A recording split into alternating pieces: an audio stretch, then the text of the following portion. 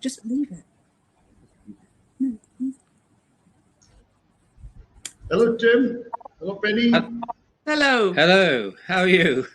Good to see you. Good to see you, my friends. And we've got Iqbal here as well. Penny and Tim.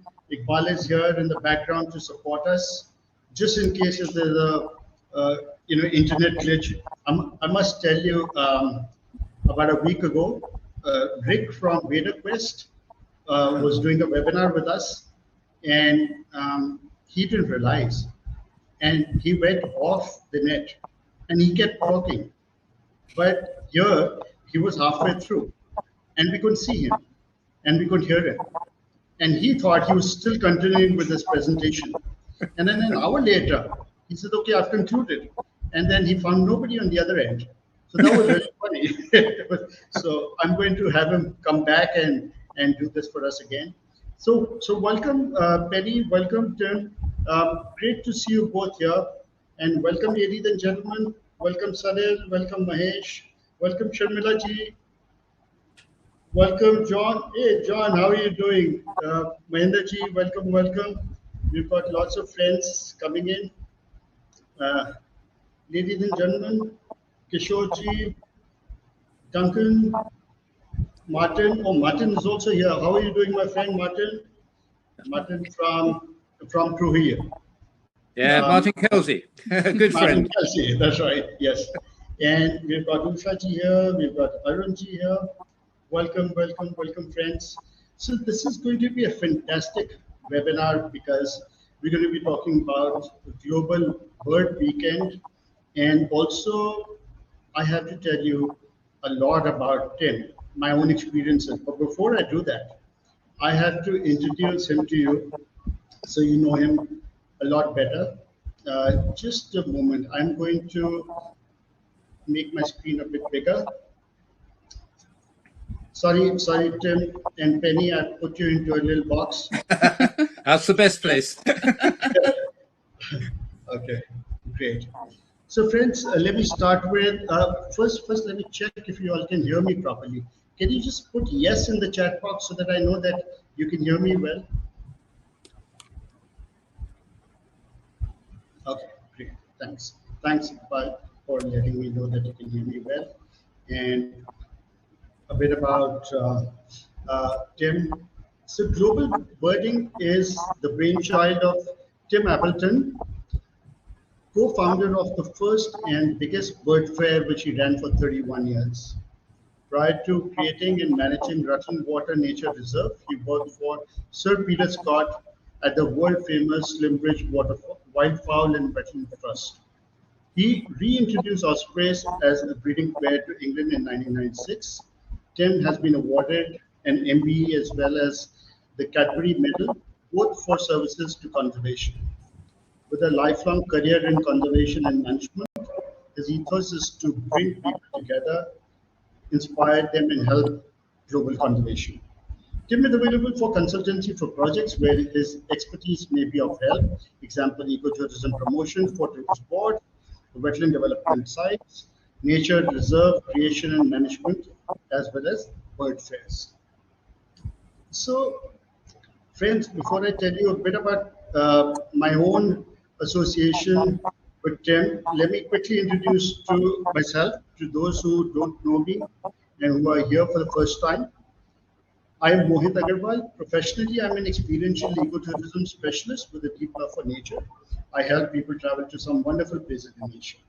I'm on the board of Asian Ecotourism Network and GSTC Stream and Certified Means Sustainable Tourism. I'm the founder of Asian Adventures, a 27-year-old travel outfit. It's the largest and #1 bird watching tour company in India. I'm the founder of NetiNet, a digital marketing company, and that is working to strengthen the communication for ecotourism and conservation outputs. These companies are on a large mission to help Asian elephants with their corridors, free the Himalayas of plastic waste, and help small wildlife NGOs. So I have to tell you that I met Tim 20 years ago, or maybe 21 years ago, when I first went to Rutland. He's a man who cycled day in, day out around the fair, checking on everyone, Are you doing okay? Are you getting enough interest? Are you getting business? Conservation companies? And slowly, this little fair became so big, and it was inclusive. It was all about birds and animal conservation, while people like us also did some business, and we saw the clients there. And Tim was all over. He was like the big daddy around. So if you had any problem, you just went to Tim and said, "Tim, this is not happening," and he would, you know, move his magic wand and make it happen. And then I again met him a few years later in Kwandu National Park Bird Fair. This is before ABF started to happen. And that is where he gave a presentation on the breeding ospreys and the migration of those ospreys right, to Africa. And it was a jaw-dropping experience to listen to, and I can't forget that. Then, besides Rutland Water Fair, I met him in Chambal, I met him in Spain, I met him in Taiwan, and many other places over a period of time. So, friends, this man and Penny have dedicated their lives to bird conservation. Very few people do that because we all mostly bird watchers or researchers do this for a living. And Tim has spent his entire life helping conservation to the extent that you cannot even imagine. So that's my so that's for me, that's Tim. Okay. So over to you, Tim, and Penny. The field is all yours. Please get started, and I will disappear from the scene now. Um, if you want to say something, then okay. No, go ahead. Ready? And start. Okay, well, thank you so much, Mohit, for that wonderful introduction. Most of it's true, I think, but not all of it, I'm sure. I can't remember snapping my fingers every time and it always working, but it was such a pleasure meeting so many people from the global birding market, and I mean global birding as it was in the days of the bird fair, when literally 70 countries or more would come from across the world to take part in this event. So a little bit about me. I'm sorry about this, everyone, but I thought I'd just introduce myself and where I really started. I think a lot of people, go to university, get degrees and get lots of qualifications. That's something I never actually got around to doing. I started working straight from school in a little wildlife park in Bristol, my hometown in West Country of England. And from there, I progressed slowly. I went to work for the Duke and Duchess of Bedford, which is a huge stately home in the centre of England, managing their deer herds, while waiting for a job. I wanted all my life to work with Sir Peter Scott, because my whole ethos in life and in my wildlife career has actually been as a result of discussions with Sir Peter, often watching birds, the wild geese on the Dumbles, which is an incredible place in Slimbridge, where birds from all over the Northern Hemisphere would come to winter. And Peter was an amazing man. I mean, he was the founder of the WWF. He was an extraordinary, inspirational man. And I mean, although he was very high in every detail, everybody he addressed as their common name in the same way as he expected anyone to talk to him as not Sir Peter, but Peter.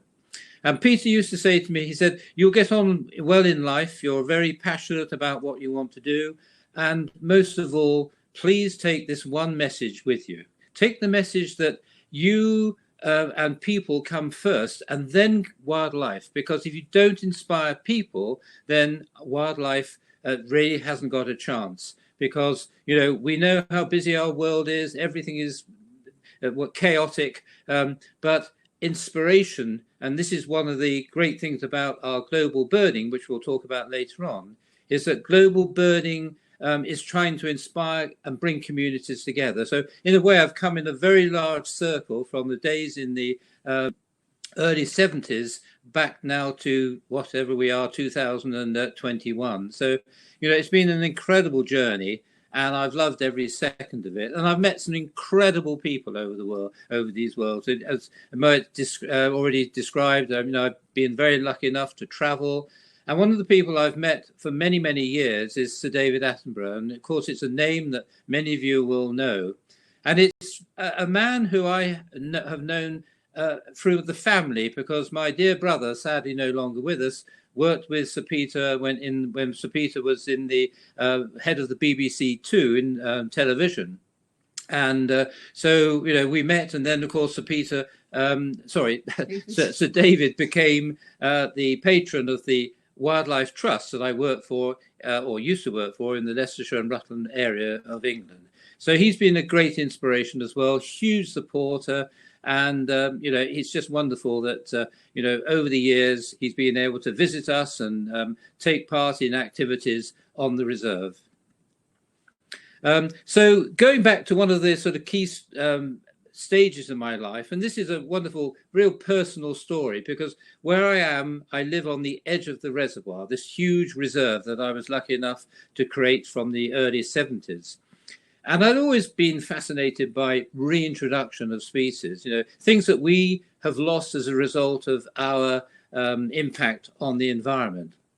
And one of the birds that was so much an icon for people was the bird called the osprey, Pandion haliatus, which is very widespread around the world. But like so many raptors, they suffered from persecution through different chemicals, through being shot, and all sorts of reasons. And so when a pair of ospreys, at least two ospreys, I should say, stayed at Rutland Water back in 1996, I thought, well, that's it. They're going to come back next year, they'll breed, and we'll have this lovely story to tell. But of course, they didn't come back. So I contacted one of the most incredible people on this planet, Roy Dennis, who knows so much about ospreys and raptors all over the world. And Roy came down, and together we looked at different sites. He said, look, they probably won't come back. There are probably a couple of male birds, and they'll go elsewhere. But what we can think about is a reintroduction program. So Roy and I went out to Minneapolis to look at the Raptor Center there, where the only other global translocation of ospreys had taken place successfully. We learned from Mark Martell, the curator, exactly what to do.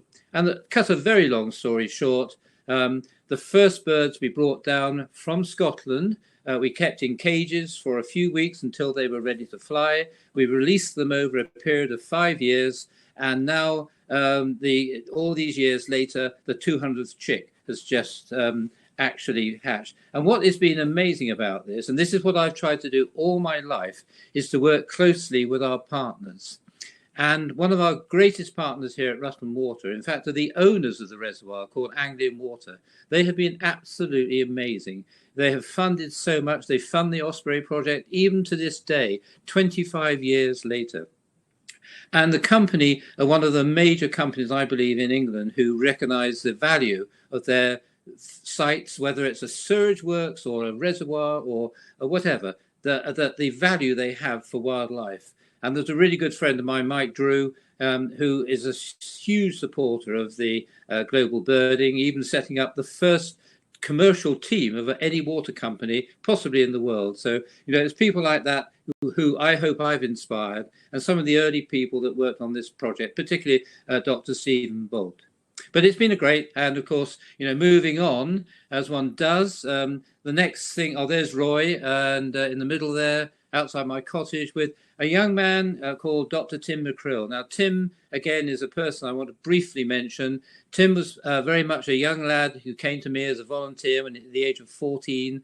He then carried on through his career, did his PhD on the Osprey, and is now running the Roy Dennis Foundation alongside Roy. So a great guy, and everyone wants any information about ospreys, go to Tim and, of course, Roy. So the other area of my life, which obviously has been a massive focus, was, of course, the bird fair here in Rutland. And what's been so exciting for me is to see bird fairs that have evolved as a result of people like Moet coming to the to Rutland and actually enjoying. And when in India, I was lucky enough to go to several of the bird fairs, and also the gentleman on the right, who some of you will possibly recognize, Yadav, Alish Yadav, who was the Prime Minister or Chief Minister of Uttar Pradesh, and very much supportive of the bird fairs that Mohit mentioned earlier on. So it's people like that I hope I've been able to inspire. But here actually on the reserve itself, the bird fair, which I say started in 1989, carried on managing it right the way through to 2019, when of course the pandemic hit. But it's been a wonderful journey because of the people I've met, the conservation stories that have come in from all around the world, and of course, meeting these amazing people. It's remarkable what you can achieve with a very, very small amount of. We've never, ever had any money input by anybody until the first fees are paid by the exhibitors. So the local council, the local tourism boards, nobody's ever put a penny in. And that's amazing when you think over the years we've raised, in conjunction with money that we've actually been able to raise on site, and then using that to match fund £40 million, which is quite remarkable. So, you know, this is a great story to begin with, and a story that now I can build on with our new focus. Penny and I have been working on this idea from when we met Arjun Dahusha, I think Dahusa, who held the world's largest record of birds seen in a single year. In 2016, he saw 6,841 different species, which, when you think, that's 65% of the world's population. And this idea of seeing these world record numbers then gave us the idea of how we could engage with people on a bigger scale, but not just one person, but literally a huge global community. So how do you get people involved? Well, in a year when there's a massive pandemic, the whole world is locked down, people can't move, they can't leave their houses often, they can't certainly go into other countries, global birding realized that people were suddenly learning more about nature. They were looking out of their windows. Some people are only looking out of their balconies, literally, at birds flying past, or, you know, the trees and the flowers and everything in their gardens. And so suddenly there was this new community almost of people that were becoming aware of wildlife. They didn't know much about it necessarily, but they were keen to do something. And so this gave us the opportunity to think, why? What can we do? How can we actually engage these people, not just locally, not just nationally, but on a global scale? And so Penny's support is absolutely paramount to the success of this event, and she will talk a little bit as we go through the next slides. But first of all, again, because of my connections, the first thing I'm thinking about, who would I want to partner with? Well, fortunately, I've been working with Swarovski Optic for probably nearly 15 years as one of their advisors on the Birding Council. Massive support and, of course, great people. But then, in order to actually connect with people and get people to actually go out and bird, but also record the birds, and in fact create the largest citizen science project ever, we connected with Cornell. Now, fortunately, Chris Wood on the left of the picture there, I'd met on a number of occasions. In fact, I won't say we slept together in Colombia. We certainly slept in the same room and when we traveled around. And so I got to know Chris really, really well. So I connected direct to Chris, not through Cornell initially, and said, look, I've got this brilliant idea. You have these global big days, both in the spring and in the autumn. Is there any way that we could connect together, and we will go out and connect with new audiences for you, trying to find different parts of the world that perhaps are not e-birders and are not able to record their birds in the same way as it is so popular in the States, particularly, where many, many thousands of people take part. So that was a major connection. And then, of course, the Bird Fair and our connections, as I say, with Swarovski as a major sponsor of the Bird Fair. Here we had this opportunity. And again, in the middle there, we have Dale Forbes, who is a brilliant young man doing great work in the company, but also massive advisor for us and, leading us in the right direction. But of course, what I really wanted to do was continue what I had already started in 1989, was this connection with BirdLife International. For those that don't know, and I'm sure most of you do, BirdLife International is a global organization. It's the umbrella body for so many of the conservation org, like the BNHS of course, in India, the RSPB in the UK, and so on. They have 120 partners around the world. So they have this opportunity to find areas that need project work, that need money raised for them. And so each year, BirdLife would come to a small committee of the Bird Fair, which is basically made up of Martin Davies, who's, again, has retired from the Bird Fair now, Bruce Hanson from In Focus, one of our major retailers, and basically the three of us would then be presented with a number of projects, and we would select the one we felt the Bird Fair audience would best want to support. And so this is how we still have our connection. And as you can see, in 1 year alone, we raised £350,000 just from the profits of the Bird Fair in Rutland. And over the years, as I say, we've raised literally millions of pounds. And in the middle there, you've got Patricia Zurita, the director or CEO of BirdLife. Again, and Patricia's excellent because she actually takes part in activities as well. She's a CEO who's actually really active. So there we go. We were starting to think we were getting this family together. Here were our partners. How do we get out and get the troops coming in? You can see the penguins all waiting to sign up for what was going to be Global Bird Weekend, the first ever Global Bird Weekend in the world. And one that, we were very concerned, how would it work? How could we get people connected to it? What are the medias to actually do this? And of course, those are the dates in a year ago, 17th, 18th of October, 2020. We had lots of goals, but in order to actually help finance us, bear in mind that we had no money whatsoever.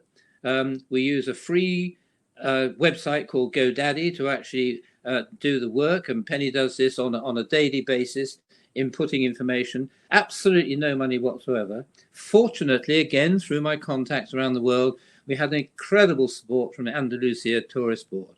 And of course, this global birding website gives people in the ecotourism business, who are of course desperately suffering at the moment because of COVID and the lack of travel, but it kept things alive. We were able to feed stories, and Colombia as well. So, we're hoping more organizations will get involved with us, because, all the money that we raise will go to BirdLife and to various projects that, we support. So we started thinking about, using, birds to tell everybody about, how to get involved. And then you've got this wonderful vulture on the right. Have you registered yet for global birding? And so, we tried to add some humor into it, keeping the wording simple, because obviously, English isn't the first language for millions of people around the world. So we had to be really careful how we actually interacted with people.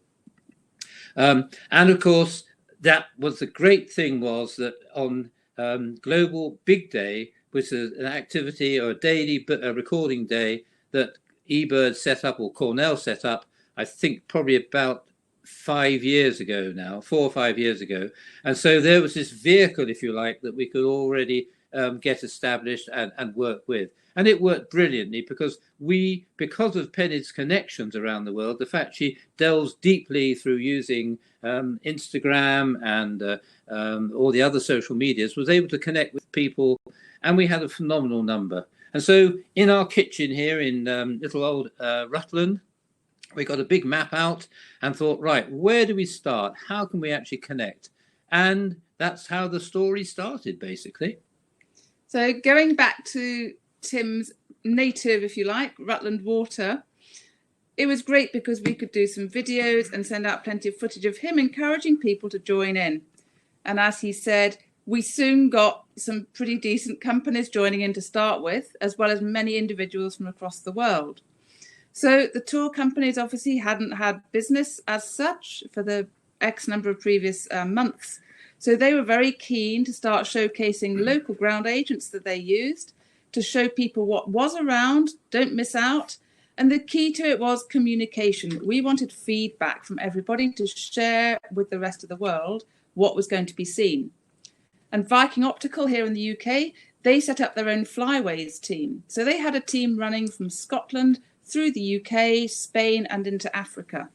And the teams which were set up were quite amazing. And again, a lovely team in Argentina, just showing that that was a really important part of their year of birding.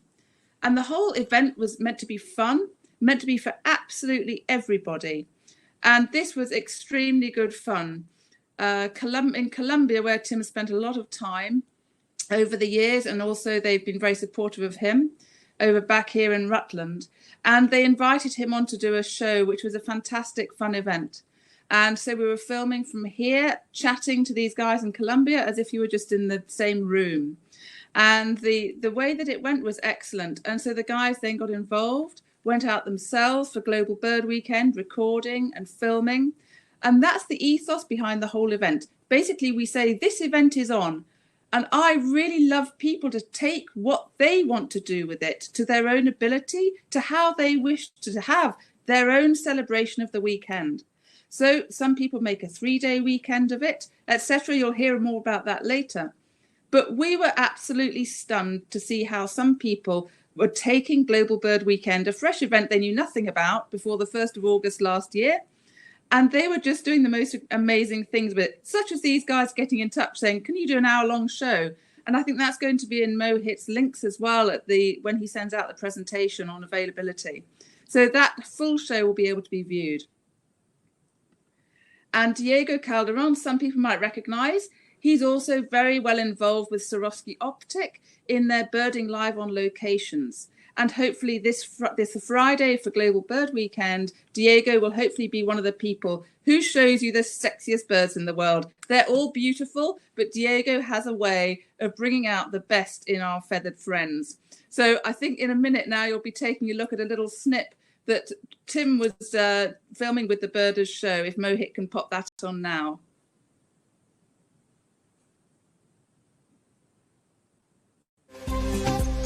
So we're going to finish off with a round of quick-fire birding questions for Tim. We've asked a lot of people questions like this, and we just want to get... This is the first thing that pops into your head, so we want to just find out... So you can think for a second before you answer. Okay, so, right. Favourite bird and why? It's got to be the shoveler, the northern shoveler, because you see the way they feed. They go round and round in circles, never get anywhere, and I'm a bit like that. That's a good reason. Okay, I'm sure you'll have a good answer for this one. Your nemesis bird. Well, you see, I'm afraid it's got to be the pink-headed duck. I've got to go back and prove that I actually wasn't sort of on some sort of drug trip or something, but I did actually see this bird. So, yeah, it's got to be the pink-headed duck and back to Myanmar or wherever this elusive bird is hiding from me. Okay, and on a slightly different note, your dream bird. The dream bird. Well, that in again has got to be something really. I'm going to go for spectacle eider because I just love that bird, and having reared the thing, actually had an egg in my hand and having a little chick in my hand at Slimbridge, and yet never seen the thing in the wild. And I want to see it. When I see it, I want to see those big flocks you see out at sea, not one sort of bedraggled female on a tiny dirty pond. Somewhere in Alaska. I want to see the real thing, a bit like our Orinoco geese. If you're going to see these birds, see them in natural habitat and in big numbers. Just love it. I have one there, Chris. I have one just there, like lifer ducks. If you see the male and female, or if you see the female, you count it, or you need to see the male. Yeah, I mean, yeah, I'd love it. I'd love to see the male. I think I've managed to see the males of all the ducks. And of course, knowing my luck, I'll arrive when they're in eclipse blooming. So that would be, Understood. I think Diego's only asking that question because his masked ducks yesterday were only females. He just needs you to ratify that he's okay to check them off his list. That's what it is. I'm happy. Okay, so next question. So you can only go birding in one place for the rest of your life. Where do you choose? Rutland Water. Oh, it's got to be Rutland Water, Rutland Water. I had a feeling that might be the answer. Yeah. No, local patch. If everybody in the world birded their local patches extensively as you've birded yours, then we'd have a lot more bird records around the world. Okay, favorite country outside of your home country for birding? Well, again, I think I would. It's either got to be Colombia, and I'm not just saying that because we're talking about Colombia. It's just that there are an awful lot of birds in Colombia that I haven't seen, and again, the diversity is great. So I'm gonna put Colombia at the top of that list. And the Fantastic. people. Good people. Well, good people. Yeah. most of them, Diego. No, with a few notable exceptions. Yeah, I mean. I tell you what, seriously, I mean, the people I've met in Colombia have been just amazing, absolutely remarkable. And, I've made such good friends there. And, I just, it's like a second home almost. Well, you're welcome back anytime. I say that as an honorary Colombian, not an actual Colombian. Yeah. And final question for you, Tim. Binoculars, 8 or 10? Oh, 10s, of course. Of course. You see, Diego and I are in the 8 camp, I think, over here. So we could have a whole other debate Bear in on mind, that. You see, you're okay. You do a lot of your forest birding. So 8s are much better, I guess, in the forest. Whereas for me, I spend a lot of time looking at waterfowl. So I just need that little bit of extra magnification. For waders, I mean, I agree. Yeah, forest birding makes it a little bit difficult, with 10s. But it would still always be my favorite. So I'll go for 10s.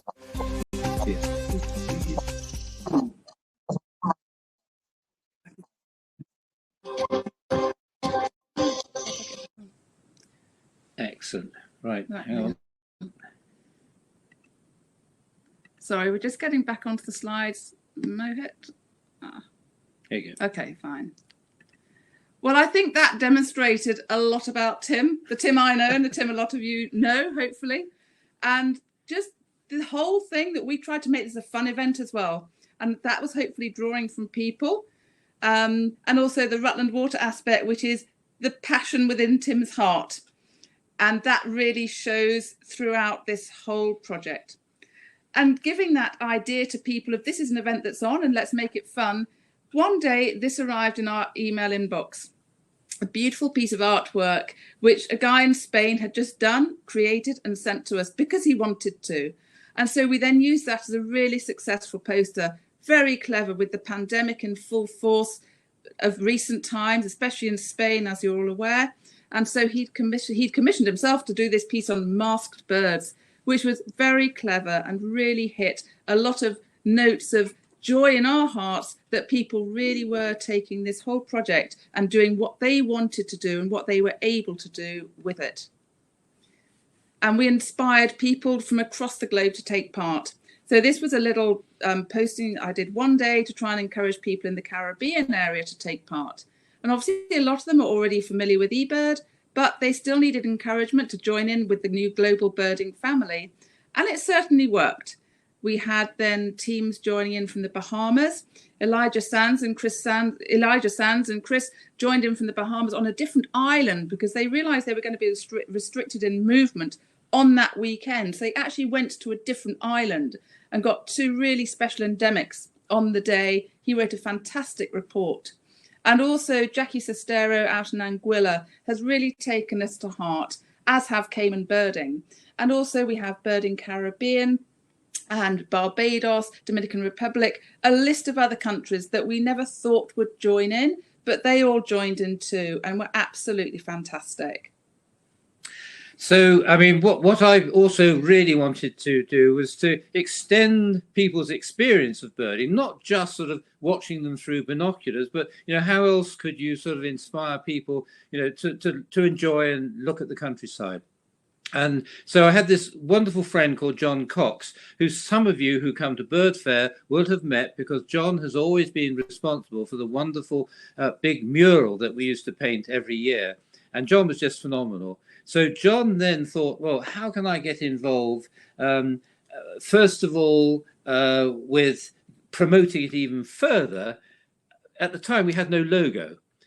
So John was the brains behind the logo, and he came up with that. And of course, that's now our main feature. Whenever you switch on to everything, hopefully you'll get familiar with the logo. And I've got a great plan soon to have pin badges, which will be available at a special discounted price.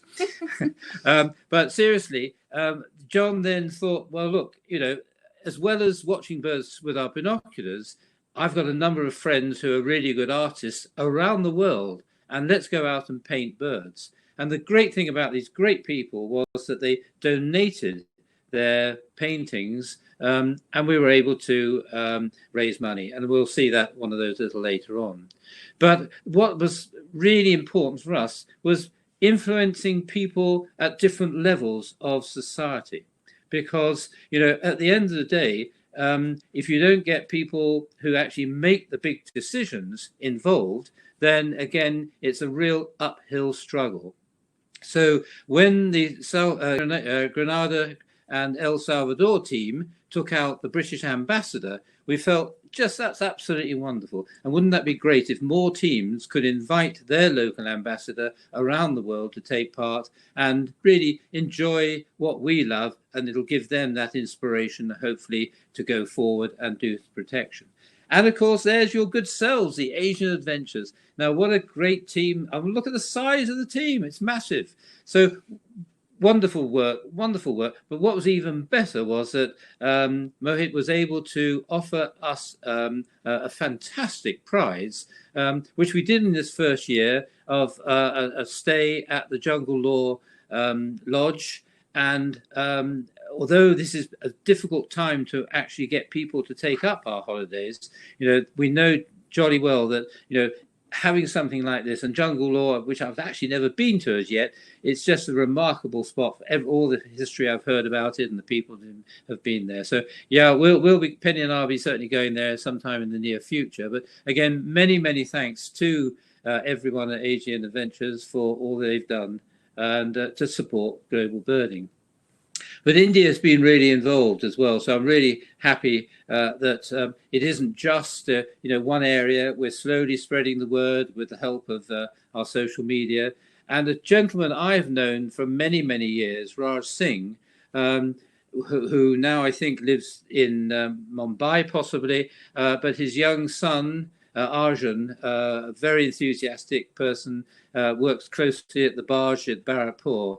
And they set up a 3-day event. But this year, I've just learned that they're going to do a whole global bird week. So this is the sort of thing that, we're building on. People are inspired by one day, they go to 2 days, 3 days, and now 4 days, and 5 days, and 6 days. So basically, what he'll be doing is engaging with local schools, local communities, and taking people out.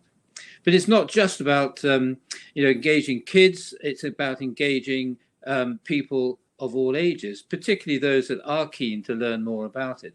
But it's the contribution these people can make, not just going out and seeing the birds, but by entering the data, they can provide a lot more information for survey work in the future. And Syam Chowdhury was the inspiration by in Bangladesh, where he was able to engaged lots of people going out. I think it was about 50 or 60 people. That's it. 78 people went out bird watching in Bangladesh, participated in Global Bird Weekend, and they saw 259 different species. And it proved to be probably the biggest citizen science activity ever taken part in Bangladesh.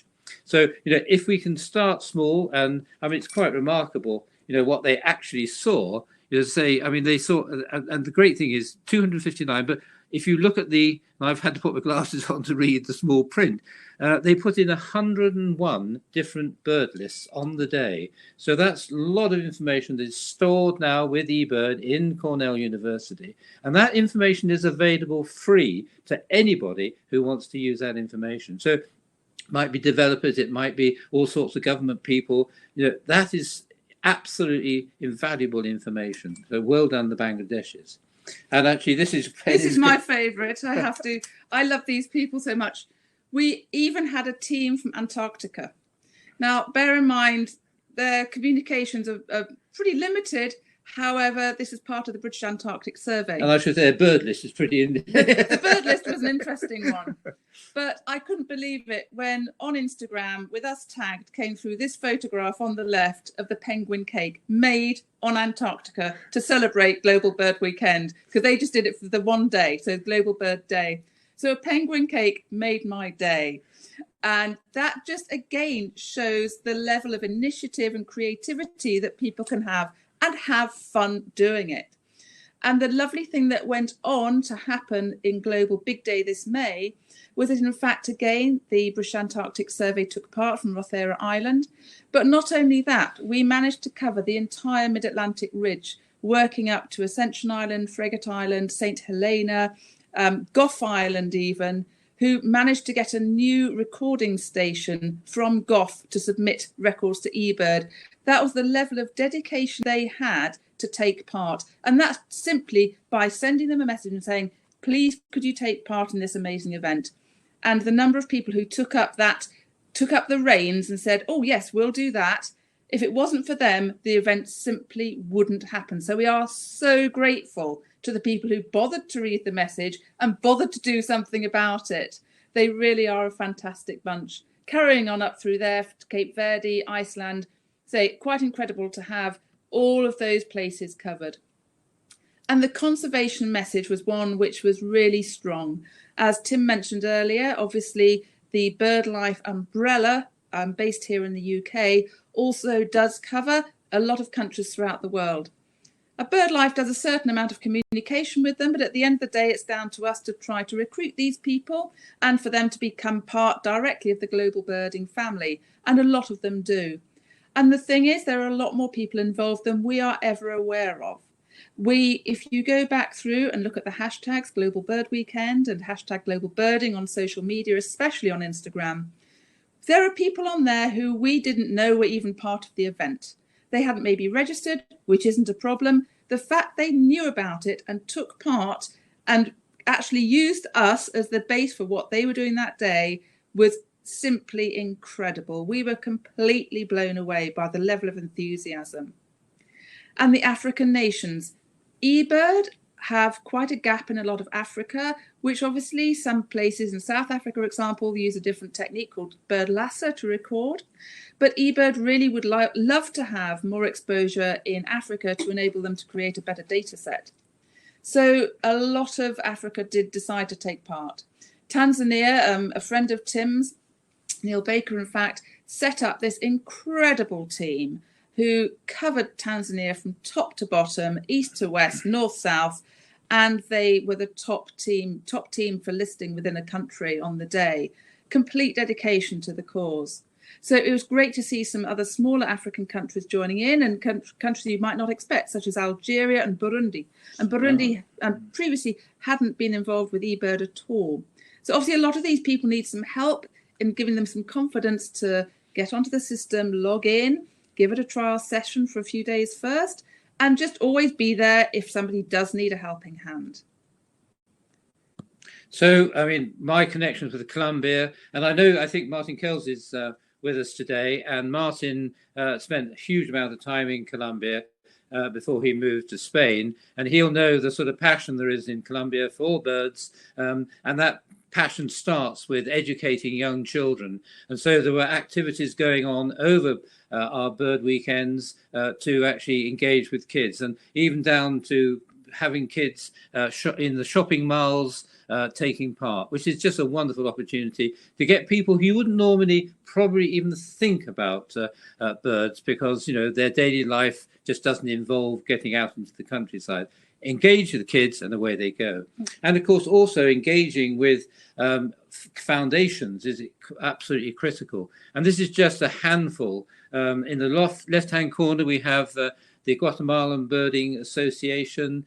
We have the Osprey Foundation, again, which is run by Roy Dennis and Tim McCrill, mentioned earlier on. Koshi Birding Society in Nepal, and the Nepal Birding Society in Bhutan, sorry. And so, you know, it's just groups like this that can then take people out. The ABS, the Andalusian Birding Society, took out 30 or 40 of their members on that particular day and recorded huge numbers of birds, but engaged with people, which is so absolutely important. And what is nice, you know, now we're getting more and more companies realizing that here is a platform in which they can reach a new audience, a younger, or not necessarily younger, but a broad spectrum of ages who are coming out of the woodwork, if you like, learning about wildlife, wanting to watch birds, using optics. And so, you know, with companies like Swarovski, Zeiss, and Viking Optics as a retailer, you know, they set up teams. And the great thing about these companies, of course, is that they can have team members in a dozen different countries. And one example we'll see in a moment is Nature Trek. And we were just amazed, you know, again, I mean, Penny mentioned about, you know, the amount of stuff we didn't know about that was happening on social media until you really dig deep. But people were doing their own artwork, creating T-shirts, just really giving the message to the local people. And actually, I dipped in my pocket and bought one of the Sketchy Birders paintings, which was just beautiful for me because it just reminded me of all the lovely wetland birds that, you know, I just love. And, you know, it's been my passion, wetlands, and it will continue until the day I gets taken out in a coffin and dropped over the side of Rutland Water, or whatever they're going to do with me. And then, of course, you know, what is lovely about eBird is, you know, the teams. Now, this is a quite remarkable rock jumper saw in a single day with teams all over the world 1,924 different species. I'll say that again. 1,924 species. They sent in 253 checklists. So those people came from, I think, can you remember, Penny, was it about 15 different countries? Yeah. But they are actually shown a little bit on the map where the red dots are. But this is the wonderful way of connecting people. You know, because of the pandemic, it meant that, you know, you could still have these international teams representing their own countries and sending in, you know, their bird list. So that was just amazing. Mm. And so Rock Jumper also gave us a prize, which was a Flock to Marion cruise, which hopefully, it was cancelled last year, but it will now be taking part in January. And let's see, they'll put another team in this time, and it'll be very interesting to see how many countries and how many birds, or how many more birds they can get on. Because we're having this at the moment as a rolling total. So people can have a fantastic ability. They can look at their list for the day in the past, but the team tally for Rock Jumper is going to be quite impressive after the Global Bird Weekend. If they keep on at that rate, they can get some different countries involved, and they can have an incredible team total themselves. And what was it all about? There's a lot of fun involved in this event. There was a lot of bringing people together in this event. There was a lot of community spirit. But at the end of the day, we had a real mission on our hands, because Tim's obviously worked very closely with BirdLife International for many, many years. And we had to have a really good reason for also running this event, for those who were able to and could contribute. And there's no charge for entering into any global birding event. There's obviously no charge for signing up for eBird. These are all free because we wanted it to be a completely egalitarian system. Anybody can take part wherever you are in the world. It's as simple as that. But for those who are able to give and help in bird conservation, so we do have a chance to see so many threatened species in the future, and for the next however many years we can manage to run a global bird weekend or a global big day, you've got a chance to see some very special birds. And this is where the BirdLife connection came in again with Tim.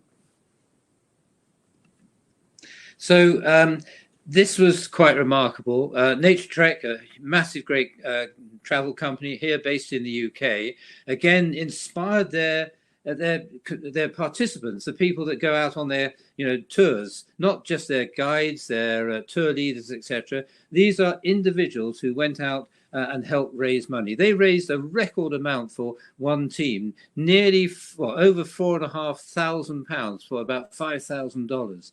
182% of their actual target. So when people get involved like this, we can make a difference.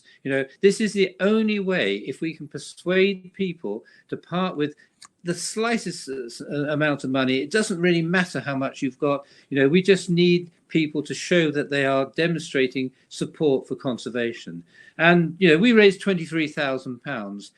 Okay, it doesn't compare with the hundreds of thousands we started with Bird Fair, but I do remember the very first year we raised £3,000 and then £5,000. So we've got a long way to go, but I guess with your support we will do that. And I know that BirdLife particularly see us as a wonderful opportunity for them to do some of the work that they desperately need to do. So if you are able to donate in the future at any time, please just dip into your pockets, find a few rupees or whatever it might be, and you'll be helping birds worldwide.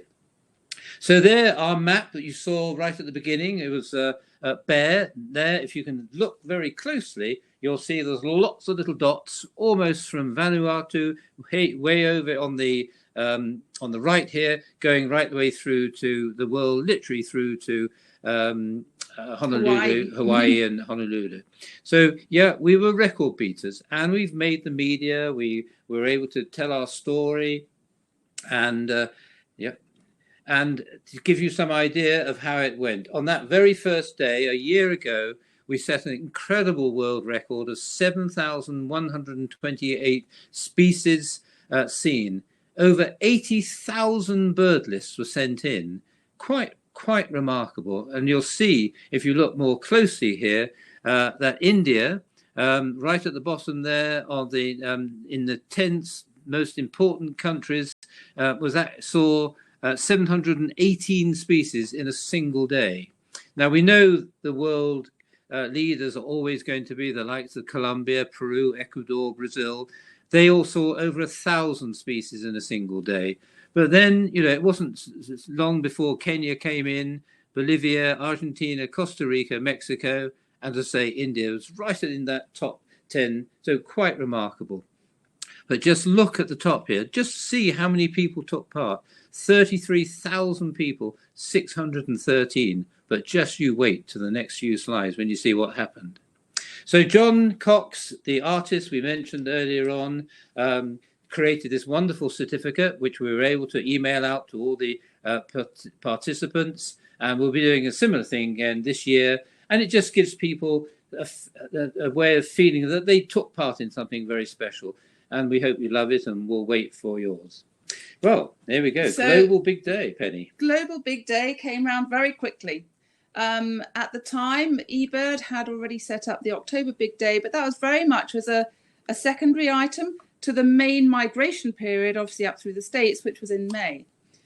Most of the time, these events have been very much aimed at the States, Canada, and obviously some of the Caribbean islands.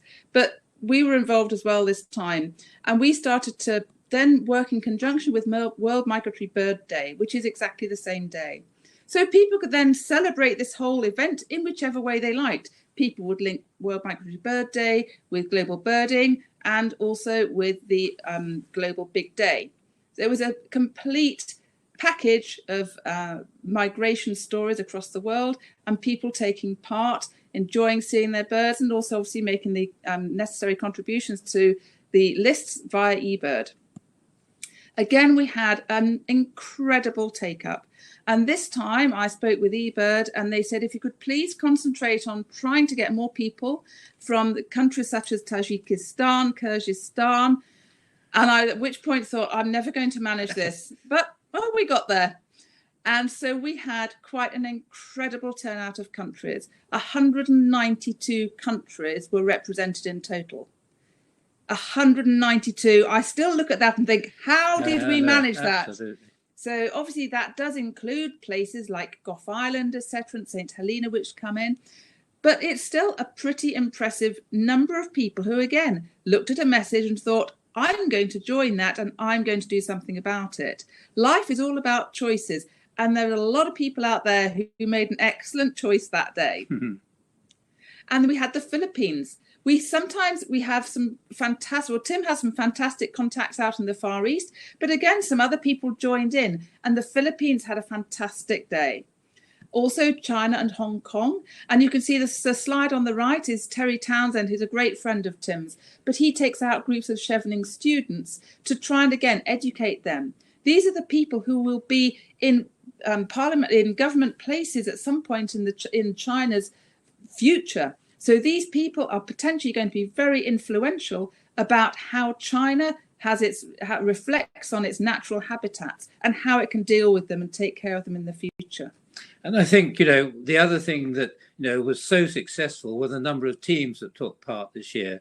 I mean, we had 3 teams in Iran. We had teams in Russia, the Chinese teams. We had teams all over Africa. But I think what's really critical, some of these key areas around the world, where barriers are up against, political barriers. But we had people in Palestine, we had people in Israel, we had people in Jordan, we had teams in Lebanon, we had teams in Egypt in Libya, and places like this that, almost unheard of being involved in this type of activity. So this is where, we really feel our success has been. And, we're absolutely over the moon that, so many people, as Penny's just said, took part. And if you look at the numbers of people that did take part, you'll be quite surprised, because what did we do? We set 4 world records.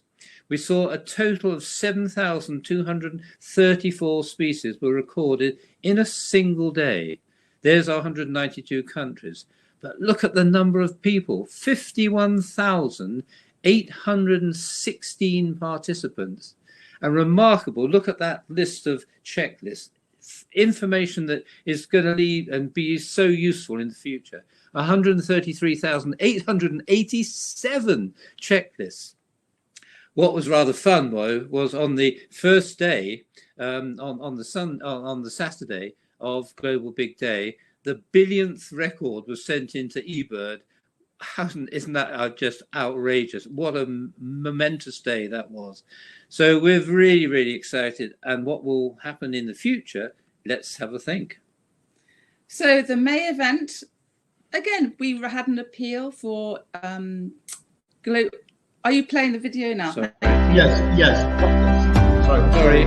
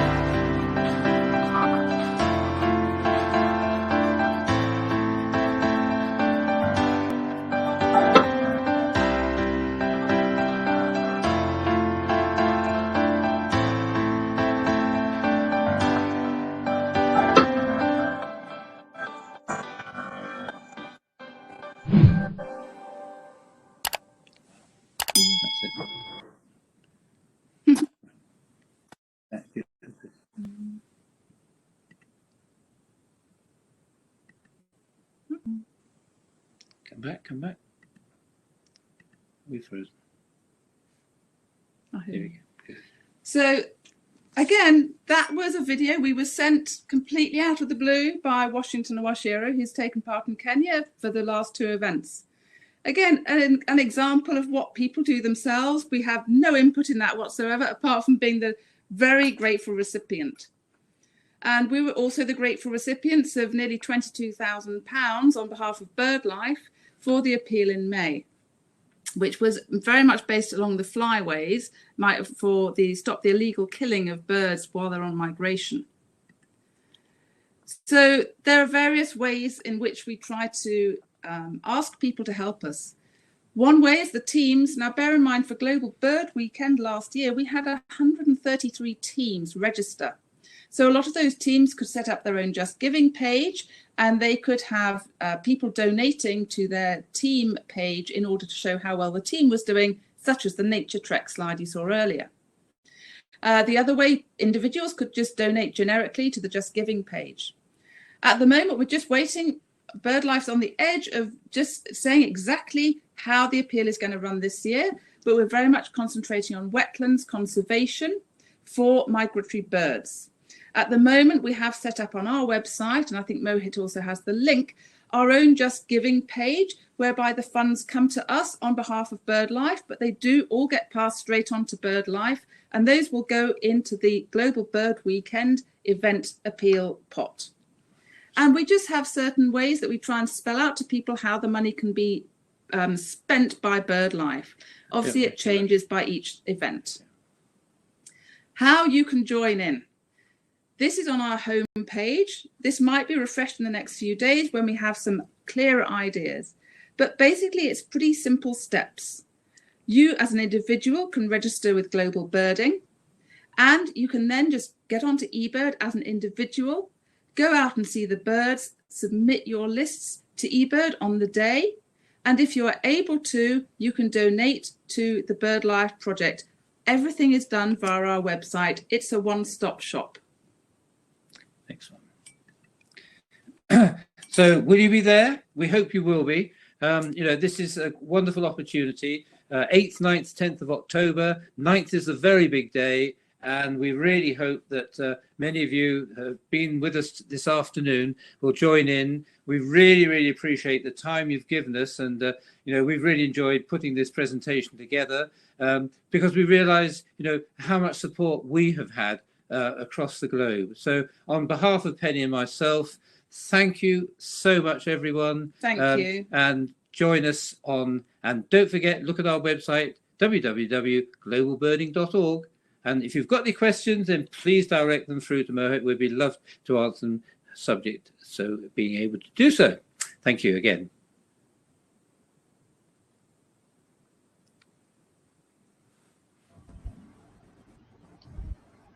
That was absolutely brilliant. Make your screen wider. Tim and Penny, this was a brilliant presentation. Also, it's very important to show the entire sequence of things because it shows your intent. It shows your intent for conservation of birds. And then how to do it. It's very simple for us. I know you put in the entire machinery together to make it happen.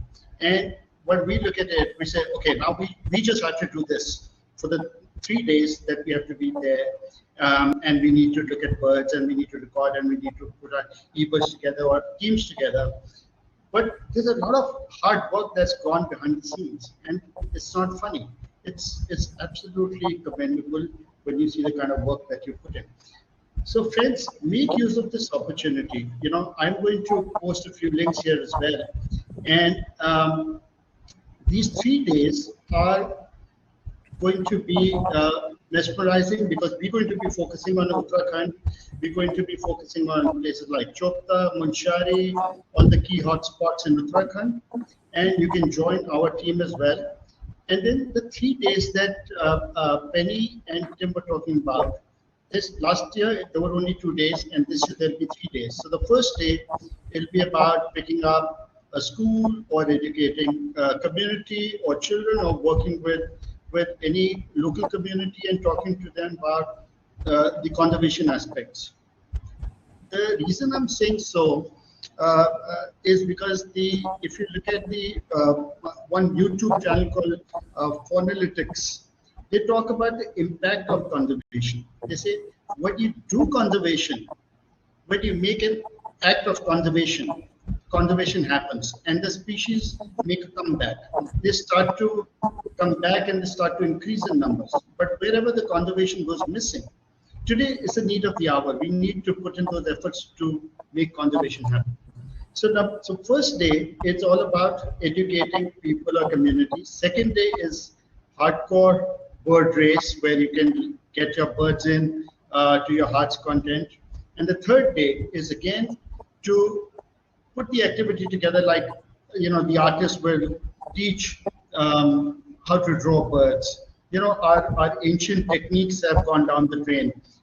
When we were young, we were taught. I used to have a school teacher, Mr. Pacey, and Mr. Pacey used to teach us how to draw birds, and that's how we learned. Now it's all gone. Now you can take a big lens and say, okay, which bird is it? That's also fun. No problem with that. But but there was a lot of truth in it. How you could draw birds or how you could paint birds, and many such aspects that could be looked into, which you will get to know more as you start to get engaged with Tim and Penny through their website.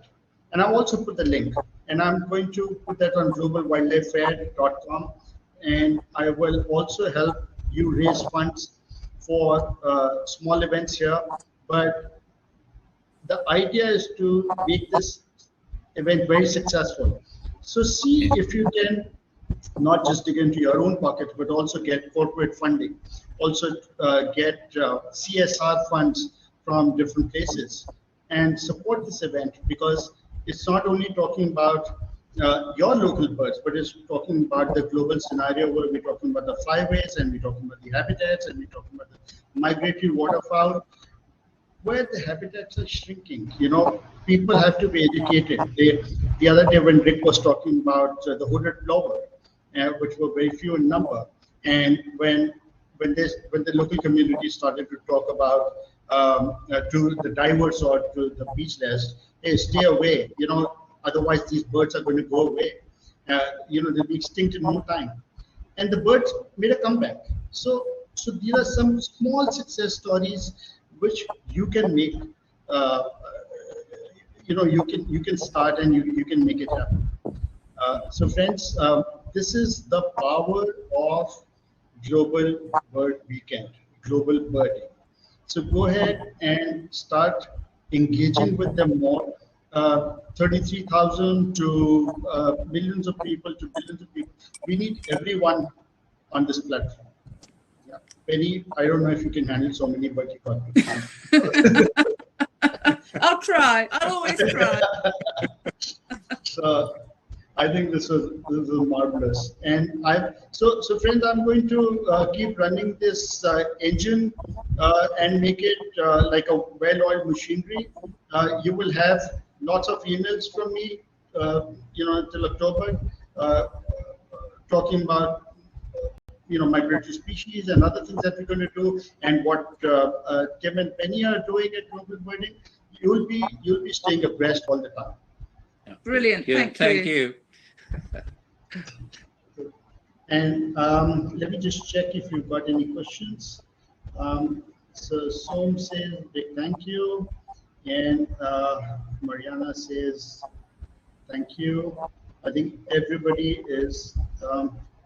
So Arun is asking, what is your best choice for binoculars for all-round use? Ooh. For what? All-round use. Oh, right. Well, I'll stick with mine. You mean to say the size, 10 by 32s or 8 by 32s, you were saying? Yeah, I guess. Or the manufacturer of the binoculars. I have to be careful.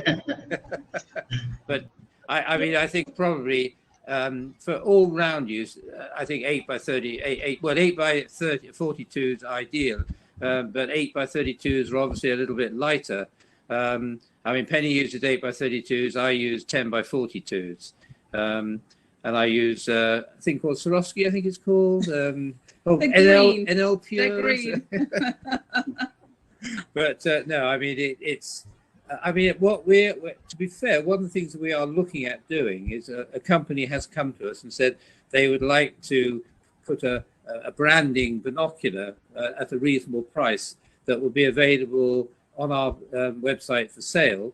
We haven't, you know, we've been debating whether we go down that road, but I think it's an opportunity if the prices are quite cheap for newcomers, particularly, you know, who can't necessarily afford a high-end binocular. So that's something we're looking at the moment.